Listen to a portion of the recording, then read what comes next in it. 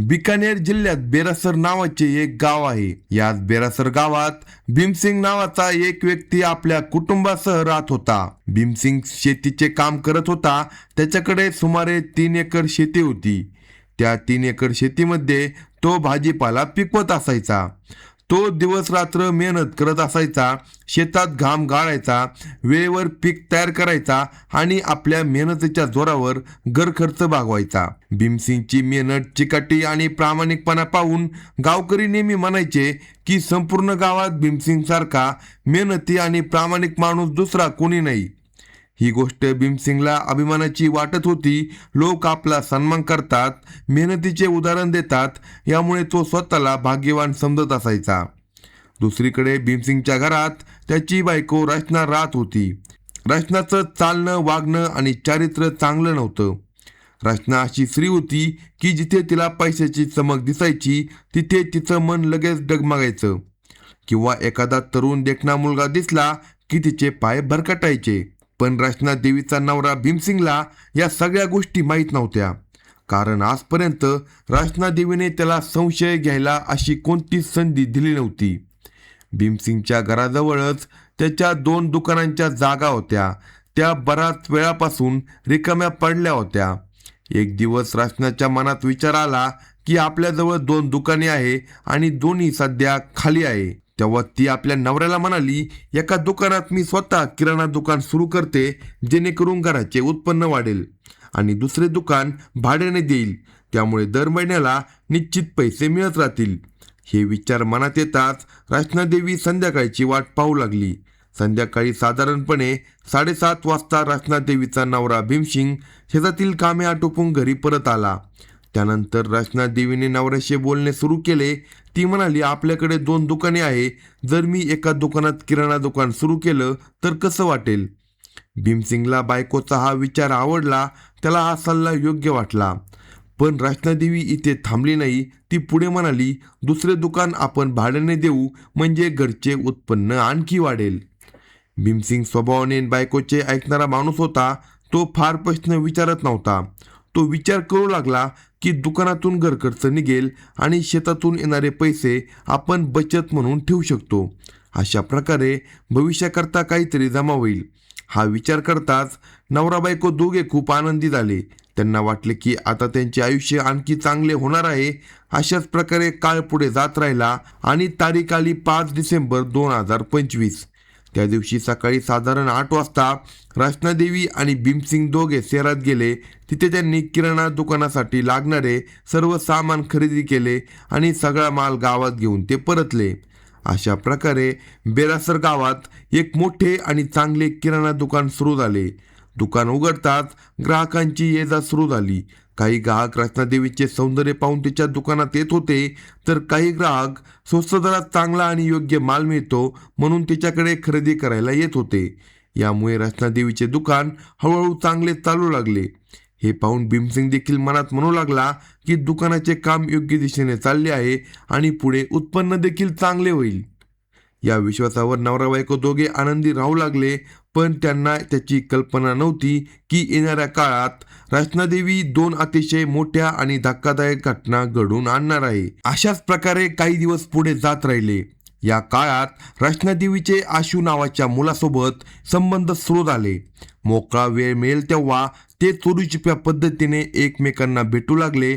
लपून छपून भेटल्यानंतर ते दोघे आपले ते चुकीचे नाते जपून ठेवत होते. प्रत्येक वेळी आशू रचनादेवीला पैसे देत असायचा आणि रचनादेवी ते पैसे मिळाल्यावर खूप आनंदी होत असायची. पण या सगळ्या प्रकाराची कुणालाही कणभरही कल्पना नव्हती. अशाच प्रकारे दिवस जात राहिले आणि मग तारीख आली 30 डिसेंबर 2025. त्या दिवशी सकाळी साधारण 9 वाजताच्या सुमारास भीमसिंग घरात जेवण करून आपल्या शेताकडे निघून गेला. शेतात पोहोचल्यावर भीमसिंग नेहमीप्रमाणे आपल्या कामात गुंतून गेला आणि पूर्णपणे कामात व्यस्त झाला. त्याचवेळी भीमसिंगचा बिल्लू नावाचा मित्र, जो सुमारे 2 महिन्यानंतर गावात परतला होता, तोही भीमसिंगकडे शेतात पोहोचला. बिल्लूला हे कळताच की भीमसिंग शेतात आहे, तो आपल्या मोटारसायकलवरून थेट शेतात भीमसिंगकडे आला. शेतात पोहोचल्यावर दोघे मित्र एकमेकांना भेटले आणि बोलू लागले. दोघेही बराच वेळ शेतात बसून इकडच्या तिकडच्या गोष्टी करत राहिले. याच दरम्यान बिल्लू भीमसिंगला म्हणाला, मी तब्बल 2 महिन्यानंतर गावात आलो आहे आणि सतत ट्रक चालवून खूप थकलो आहे. कारण बिल्लू हा व्यवसायाने ट्रक ड्रायव्हर होता आणि तो भीमसिंगचा जवळचा मित्र देखील होता. यानंतर बिल्लू भीमसिंगला म्हणाला, आज शेतातच पार्टी करू. यावर भीमसिंग म्हणाला, मी क्वचितच दारू पितो, पण आज तू म्हणतोय म्हणून मी पिईन. त्यानंतर बिल्लूने भीमसिंगला मोटरसायकलची चावी देत म्हटले, गावातून खाण्यापिण्याचं सामान घेऊन ये. तेव्हा भीमसिंग म्हणाला, तू दारू घेऊन आलाच आहे तर खाण्याचं सामान का नाही आणलं. तसंच तो पुढे म्हणाला, तुला माहीत आहे का, मला मोटरसायकल चालवता येत नाही. हे ऐकून बिल्लू म्हणाला, ठीक आहे, मीच गावातून सगळं सामान घेऊन येतो. तेव्हा भीमसिंग म्हणाला, गावात आपलं एक चांगलं किराणा दुकान आहे, तिथे तुझी वहिनी रचनादेवी बसली असेल, तिच्याकडून पैसे न देता सामान घेऊन ये. हे बोलून बिल्लूने मोटारसायकल सुरू केली आणि तो गावाकडे निघून गेला. गावात पोहोचताच बिल्लू थेट रचनादेवीच्या दुकानावर गेला. जसा बिल्लू दुकानाच्या आत आला तसतशी त्याची नजर रचनादेवीवर स्थिरावली. रचनादेवी एक सुंदर स्त्री होती आणि तिचे सौंदर्य पाहताच बिल्लूची नियत बिघडू लागली. मनातल्या मनात बिल्लू विचार करू लागला की रचना किती सुंदर आणि आकर्षक आहे, काहीही करून तिला आपल्या ताब्यात घ्यायला हवे असे त्याला आता वाटू लागले. दुसरीकडे रचनादेवी देखील कमी नव्हती. ती सतत बिल्लूशी बोलत राहिली आणि बोलता बोलता दोघांमधील जवळीक वाढू लागली. बोलतानाच बिल्लूने काही गरजेच्या वस्तू घ्यायचा बहाणा केला. सामान देताना त्याने रचनादेवीचा हात पकडला. हात पकडल्यावर देखील रचनादेवीने कसलाही विरोध केला नाही. हे पाहून बिल्लूला लगेच कळून चुकले की ही स्त्री त्याच्या अधिक जवळ यायला तयार आहे. तेव्हाच बिल्लू रचनादेवीला म्हणाला, आज रात्री तू तिच्या घरी यायचा आहे. रचनादेवीने क्षणाचाही विलंब न करता त्याला होकार दिला, कारण हीच तिची सर्वात मोठी कमजोरी होती. या कमकुवतपणामुळेच दोघांमध्ये एक गुप्त योजना तयार झाली. त्यानंतर बिल्लूने दुकानातून थोडेफार सामान घेतले आणि मोटारसायकलवरून परत शेताकडे तो निघून गेला. तो पुन्हा आपला मित्र भीमसिंगजवळ जाऊन बसला. त्यानंतर दोघे एकत्र बसून दारू प्यायला लागले. दारू पिताना दोघांमध्ये गप्पा सुरू झाल्या. अशा प्रकारे पिता पिता पूर्ण दिवस कसा निघून गेला हे त्या दोघांनाही कळले नाही. वेळ पुढे सरकत रात्रीचे साधारण 8 वाजले होते. तेव्हा भीमसिंग बिल्लूला म्हणाला, आपण इथे खूप दारू पिली आहे, आता सगळीकडे अंधार झाला आहे, चला आता गावात जाऊ आणि माझ्या घरी बसू. तिथे आरामात दारू पिऊ आणि जेवण देखील करू. बिल्लूच्या मनात देखील तीच गोष्ट होती, म्हणून दोघे मित्र मोटारसायकलवर बसून गावाकडे निघाले. गावात पोचताच रात्रीचे साधारण 9 वाजले होते. भीमसिंगने घराच्या दारावर टपली मारली. थोड्याच वेळात रचनादेवीने दार उघडले. दारात उभ्या दोघांकडे पाहताच रचनेची नजर बिल्लूवर थांबली. पतीसोबत बिल्लूला पाहून रचनादेवी खूपच आनंदी झाली. तिच्या आनंदाला जणू उधाणच आले. त्यानंतर बिल्लू आणि भीमसिंग दोघे घराच्या आत आले. ते दोघे एकत्र बसले आणि पुन्हा दारू प्यायला सुरू केले. पण मोका साधून बिल्लूने हळूहळू भीमसिंगला जास्त दारू पाजली. थोड्याच वेळात भीमसिंग पूर्णपणे नशेत गेला आणि खाटेवर जाऊन आडवा पडला. काही वेळातच तो गाढ झोपी गेला. भीमसिंग गाढ झोपल्यावर बिल्लू आणि रचनादेवी आपल्या पुढील योजनेत गुंतले. त्याचवेळी बिल्लू स्वयंपाकघराकडे गेला, जिथे रचनादेवी जेवण बनवत होती. तिथे पोहोचताच बिल्लूने रचनादेवीचा हात पकडला. तेव्हा रचनादेवी हसत म्हणाली, थांब, मी आधी घरचे मुख्य दार बंद करून येते. माझा नवरा सकाळपर्यंत उठणार नाही, कारण त्याने इतकी दारू पिली आहे की तो पूर्ण रात्र बेशुद्धच राहील. अशा प्रकारे रचनादेवी हळूहळू चुकीच्या मार्गावर पुढे जात राहिली. मुख्य दार बंद केल्यानंतर ती बिल्लू ट्रक ड्रायव्हरला घेऊन थेट खोलीत गेली. या क्षणी दोघांनी आखलेली योजना पुढच्या टप्प्यावर पोहोचली. दोघांनी खोलीचे दार आतून बंद केले आणि त्यानंतर त्यांच्यामध्ये चुकीचे संबंध सुरू झाले. हे सर्व दोघांच्या परस्पर संमतीने होत होते. कोणताही दबाव किंवा जबरदस्ती नव्हती. अशा प्रकारे हळूहळू या दोघांमध्ये चुकीचे नाते निर्माण झाले आणि हा प्रकार कित्येक तास सुरू राहिला. जेव्हा हे प्रेमप्रसंग आणि जवळीक समाप्त झाली, तेव्हा तो ट्रक ड्रायव्हर रचनादेवीला म्हणू लागला, आता मी तुझ्या घरी सतत ये जा करत राहीन.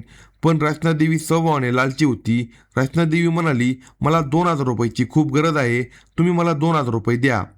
बिल्लू ट्रक ड्रायव्हरकडे पैशाची कधीच कमतरता नव्हती. त्याने त्या क्षणी आपल्या खिशातून 2000 रुपये काढले आणि रचनादेवीला दिले.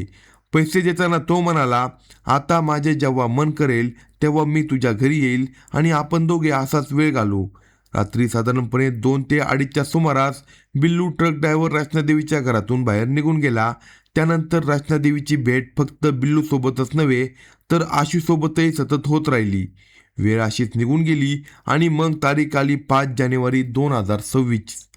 त्या दिवशी सकाळी साधारण 9 वाजण्याच्या सुमारास रचनादेवीचा नवरा भीमसिंग शेतात कामासाठी घरातून निघून गेला होता. नवरा जाताच रचनादेवीने आपले दुकान उघडले आणि ती तिथे बसली. दुसरीकडे आशू नावी देखील आपल्या दुकानात येऊन बसला. दुकानात बसून आशू मनातल्या मनात विचार करू लागला की आज त्याला रचनादेवीसोबत वेळ घालवायचा आहे, पण आज घरात नाही, कारण घरात कुणीही येऊ शकते. हेच विचार करून आशू आपल्या दुकानातून बाहेर पडला आणि थेट रचनादेवीच्या दुकानात गेला. तिथे पोचून तो रचनादेवीला म्हणाला, आज आपण दोघे शहरात जाऊ. शहरात एखाद्या हॉटेलमध्ये आरामात वेळ घालू. हॉटेलचे नाव ऐकताच रचनादेवी सुद्धा तयार झाली आणि म्हणाली, हे बरोबर आहे, कारण घरी कुणीही येऊ शकते. अशा प्रकारे दोघांच्या योजना पूर्णपणे ठरल्या. त्यानंतर रचनादेवीने आपल्या दुकानाचे शटर खाली ओढले आणि कुलूप लावून दुकाने बंद केली. त्याचवेळी आशू नाव्याने देखील आपले दुकान बंद केले. मग दोघेही ऑटो रिक्षात बसून बसस्थानकाच्या दिशेने निघाले. बसस्थानकावर पोहोचल्यावर दोघांनी बस पकडली आणि बसने शहराकडे प्रवास सुरू केला. शहरात पोहोचल्यावर बराच वेळ दोघे इकडे तिकडे हॉटेल शोधत फिरत राहिले. शेवटी त्यांना स्वर्णिम नावाचे एक हॉटेल सापडले. हॉटेल सापडताच दोघे हॉटेलच्या आत गेले. तिथे हॉटेलच्या मालकासोबत भेट झाली आणि बोलणी करून दुप्पट पैसे देऊन त्यांनी एक खोली भाड्याने घेतली. तशी खोलीची चावी या दोघांच्या हातात आली तसे दोघेही खोलीत आत गेले. खोलीत काही वेळ दोघे शांतपणे बसून राहिले आणि त्यानंतर पुन्हा दोघांमध्ये शरीर संबंध सुरू झाले. हे सर्व दोघांच्या परस्पर संमतीने घडत होते. दरम्यान कुणीही तिथे येणारा नव्हता. हे सर्व संपल्यानंतर दोघे खोलीबाहेर निघाले. तसेच ते हॉटेल बाहेर येत होते तेव्हाच गावातील एक मुलगा, ज्याचे नाव रणवीर होते, त्याने या दोघांना पाहिले. रणबीरने हे पाहिले की त्याची चुलती रचनादेवी आशू नाव्यासोबत हॉटेलमधून बाहेर येत आहे. रणबीरने दोघांना एकत्र पाहताच त्याच्या मनात लगेच हे स्पष्ट झाले की हे दोघे हॉटेलच्या खोलीत गेले होते आणि चुकीचे कृत्य करून परत येत आहे. रणबीरने क्षणाचाही विलंब न करता आपली मोटारसायकल स्टार्ट केली आणि वेगाने गावाच्या दिशेने निघून गेला. गावात पोचताच रणबीर थेट शेताकडे गेला, कारण रणबीरला हे चांगले माहीत होते की त्याचा काका भीमसिंग यावेळी शेतातच असणार होता. रणवीरने भीमसिंगला भेटला आणि त्याने संपूर्ण हकीकत त्याला सांगितली की आज त्याने आपली चुलती रचनादेवीला आशुनाईसोबत हॉटेलमधून बाहेर येताना पाहिलं आहे. ही गोष्ट कळताच भीमसिंगच्या तळपायाची आग मस्तकात गेली. भीमसिंगच्या मनात हा संशय आणखी घट्ट झाला की त्याची बायको ही चुकीच्या मार्गावर निघाली आहे. त्याचवेळी भीमसिंग रणवीरला म्हणाला, रणवीर, ही गोष्ट कोणाला सांगू नको, नाहीतर गावात माझी आणि तुझ्या चुलतीची खूप बदनामी होईल. भीमसिंग मनातल्या मनात विचार करू लागला की तो बायकोशी शांतपणे बोलून तिला सुधारेल. त्यानंतर त्याने मनाशी ठरवले की संध्याकाळी घरी जाऊन तो बायकोशी शांतपणे बोलणार आहे. दुसरीकडे रचनादेवी आशू नाव्यासोबत ऑटो रिक्षात बसून गावात परत आली. गावात पोहोचताच आशू नाव्याने आपल्या दुकानाचे शटर उघडले आणि तो पुन्हा आपल्या कामात व्यस्त झाला. त्याचप्रमाणे रचनादेवीने आपली दुकाने उघडली आणि तीही रोजच्या कामात गुंतली. वेळ हळूहळू पुढे सरकत राहिला आणि शेवटी संध्याकाळचा वेळ झाला. साधारणपणे संध्याकाळी 7 वाजता रचनादेवीचा नवरा भीमसिंग शेतातील कामे आटोपून घरी परत आला. पण त्यावेळी भीमसिंगचा राग पूर्णपणे अनावर झाला होता. घरी येताच त्याने रचनादेवीला विचारले, आज तू आशी नाव्यासोबत हॉटेलमध्ये काय करायला गेली होती? हॉटेल हा शब्द कानावर पडताच रचनादेवीला लगेच समजले की गावातील कुणीतरी तिला पाहिले आहे आणि ही गोष्ट नवऱ्यापर्यंत पोहोचली आहे. यानंतर रचनादेवी मोठ्या मोठ्याने रडू लागली. ती नवऱ्याच्या पायावर पडली आणि रडत म्हणू लागली की तिच्याकडून मोठी चूक झाली आहे आणि आजपासून ती कोणतेही चुकीचे काम करणार नाही. भीमसिंग बायकोला सुधारण्याचा निर्णय घेऊन बसला होता. तो मनात म्हणाला की एक संधी आणखी देऊन पाहू. पण भीमसिंगला हे माहीत नव्हते की त्याची बायको काही बदलणारी नव्हती. त्या दिवशी भीमसिंगने बायकोला माफ केले. माफी दिल्यानंतर तो घरातून बाहेर पडला आणि थेट आशू नाव्याकडे गेला. तिथे भीमसिंग आशू नाव्याला म्हणाला, आजपासून तुला या दुकानावर यायची काही गरज नाही, आजच दुकान बंद कर, कुलूप लाव आणि इथून निघून जा. हे ऐकताच आशू नाव्याने ताबडतोब आपलं दुकान बंद केलं आणि दुसऱ्या गावात जाऊन नवीन दुकान उघडलं आणि तिथे आपल्या कामात तो लागून राहिला. पण दुसरीकडे रचना देवीने आपल्या मनात एक अतिशय मोठं आणि धोकादायक योजना आखली होती. तिचा परिणाम पुढे अत्यंत भयानक होणार होता. दिवस असेच निघून गेले आणि पाहता पाहता 15 जानेवारी 2026चा दिवस आला. त्या दिवशी सकाळी साधारण 9 वाजण्याच्या सुमारास जेवण करून भीमसिंग शेताकडे कामासाठी निघून गेला. शेतात काम करत असताना भीमसिंगच्या मनात विचार येऊ लागला की आता त्याची बायको रचनादेवी पूर्वीसारखी राहिली नाही. त्याला वाटू लागले की रचनाने आपल्या जुन्या चुकांमधून धडा घेतला आहे आणि ती आता सुधारलेली आहे. या विश्वासावर भीमसिंग निश्चित झाला आणि मन लावून तो शेतात काम करत राहिला. साधारण 11 वाजण्याच्या सुमारास भीमसिंगचा मित्र बिल्लू, जो व्यवसायाने ट्रक ड्रायव्हर होता, त्याने रचनादेवीला फोन केला. फोनवर बिल्लू रचनाला म्हणाला की त्याला तिची भेट घ्यायची आहे. रचनादेवीने क्षणाचाही विचार न करता हे समजून घेतले की ही तिच्यासाठी एक संधी आहे. तिच्या मनात एकाच वेळी लालच आणि भीती दोन्ही गोष्टी दाटून आल्या. रचनाने बिल्लूला ताबडतोब सांगितले की यावेळी घरी कुणी नाही, तिचा नवरा शेतात गेला आहे आणि तो घरी येऊ शकतो. हे ऐकताच बिल्लू आपली मोटरसायकल घेऊन थेट रचनादेवीच्या घराच्या दारापाशी येऊन थांबला. त्याने दारावर थाप मारली. रचनादेवीने दार उघडले आणि समोर बिल्लूला पाहून तिने त्याला आत बोलवले. त्यानंतर रचनादेवी बिल्लूला घेऊन घराच्या आतल्या खोलीत गेली. तिथे दोघांमध्ये पुन्हा संबंध सुरू झाले, ज्यामुळे रचनाला सुधारण्याच्या सर्व गोष्टी खोट्या ठरल्या. अशा प्रकारे साधारण 10 मिनिटे उलटली होती. तेव्हाच अचानक घराच्या दारावर पुन्हा जोरजोरात ठोठवण्याचा आवाज यायला लागला. यावेळी दार उघडले गेले नाही. दाराबाहेर स्वतः नवरा भीमसिंग उभा होता. तो काही कारणामुळे शेतातून लवकर घरी आला होता. दाराबाहेरून भीमसिंग बायको रचनादेवीला मोठ्या मोठ्याने हाक मारू लागला. तशी रचनाने नवऱ्याचा आवाज ऐकला तसं तिला कळून चुकलं की आता सुटकेचा कोणताही मार्ग उरला नाही. रचनादेवी घाबरली आणि खोलीत बसलेला बिल्लू देखील भयभीत झाला. रचनाने ताबडतोब बिल्लूला सांगितले की तो कशाही प्रकारे भिंत ओलांडून त्याने पळून जावे, नाहीतर मोठी अनर्थाची घटना होऊ शकते. भीतीपोटी बिल्लूने त्या क्षणी भिंतीवर उडी मारण्याचा प्रयत्न केला. बिल्लूने कसेबसे भिंत ओलांडण्यात यशस्वी झाला, पण त्याचवेळी भीमसिंगने त्याला घरातून उडी मारून जाताना पाहिले. त्या क्षणी भीमसिंगला संपूर्ण सत्य समजून गेले की त्याच्या बायकोने आपल्या चुकीच्या हरकती अजूनही सोडल्या नाही. त्यानंतर रचनादेवीने घरचे दार उघडले. भीमसिंग घराच्या आत आला आणि रागाच्या भरात त्याने मुख्य दारातून बंद केले. राग आणि अपमानामुळे त्याची विवेकबुद्धी पूर्णपणे हरपली होती. तो रचनादेवीला जबरदस्तीने ओढत खोलीत घेऊन गेला. खोलीत पोहोचताच भीमसिंगने रचनादेवीचे हातपाय बांधले आणि तिचे तोंड कापडाने बांधून टाकले. त्यानंतर तो खोलीबाहेर आला आणि स्वयंपाकघरात गेला. स्वयंपाकघरात त्याला घरगुती एक वस्तू दिसली. ती वस्तू त्याने उचलली. त्याचवेळी भीमसिंग रागात पूर्णपणे आंधळा झाला होता. ती वस्तू घेऊन तो पुन्हा खोलीत आला. त्यानंतर खोलीत जे घडले ते अत्यंत अमानवी आणि भयानक होते. भीमसिंगने असे कृत्य केले की रचनादेवीचा तिथल्या तिथे मृत्यू झाला. राग ओसरताच भीमसिंगला आपल्या कृत्याची जाणीव झाली. तिच्या डोळ्यासमोर सर्व काही अंधार आलं. त्यानंतर भीमसिंगने आपल्या खिशातून मोबाईल फोन काढला आणि जवळच्या पोलीस ठाण्यात फोन केला. त्याने संपूर्ण घटना पोलिसांना सांगितली. काही वेळातच पोलीस घटनास्थळी पोहोचले. पोलिसांनी रचनादेवीचा मृतदेह ताब्यात घेतला. त्याचवेळी भीमसिंगला देखील ताब्यात घेण्यात आले. पोलीस ठाण्यात नेऊन भीमसिंगची चौकशी करण्यात आली. चौकशीत त्याने आपली बायको रचनादेवी आणि बिल्लूसोबत संबंध असलेला संपूर्ण घटनाक्रम पोलिसांना सांगितला. त्यानंतर पोलिसांनी भीमसिंग विरुद्ध हत्या कलमाखाली गुन्हा नोंदवला. त्याला न्यायालयात हजर करण्यात आले. न्यायालयाने त्याला जेलमध्ये पाठवण्याचे आदेश दिले. अशाच नवनवीन क्राईम स्टोरी ऐकण्यासाठी कलम 302 या मराठी चॅनेलला लगेच सबस्क्राईब करा आणि आपल्या प्रतिक्रिया कमेंट बॉक्समध्ये कळवा.